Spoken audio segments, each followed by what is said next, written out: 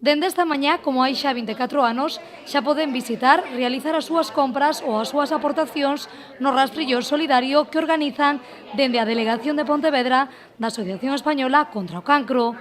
De todos os cartos que recaden ao longo destes días, o 18% irán destinados á investigación e o restante a proxectos que levan a cabo dende Pontevedra, como son paliativos, ayudas psicológicas, la logopeda, la trabajadora social, pues que damos puntualmente dinero pues a gente que está económicamente mal, pues para gastos derivados de la enfermedad, como son no pagar farmacia o alimentación o para lo que lo necesiten, y para las distintas campañas. O obxectivo deste ano é chegar aos 18.000 euros de inversión grazas a este rastrillo. Pues mira, conseguir 18.000 euros, como te decía anteriormente, es pagar más gastos de farmacia, más gastos de alimentación o persona de eso, y hacer más programas y llegar a más enfermos. Nuestra meta no es tener dinero, sino invertirlo, como decimos, en enfermos y familiares. Además, este año para el 2018, aparte de lo que nos pone bajo auditoría la Fundación Científica para Investigación, que estamos investigando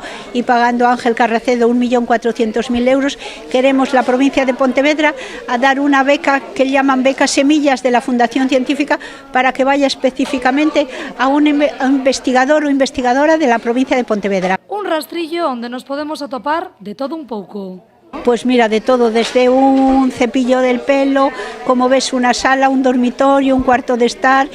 prendas deportivas, banderas de España, que hoy día pues con lo de Cataluña está muy de moda,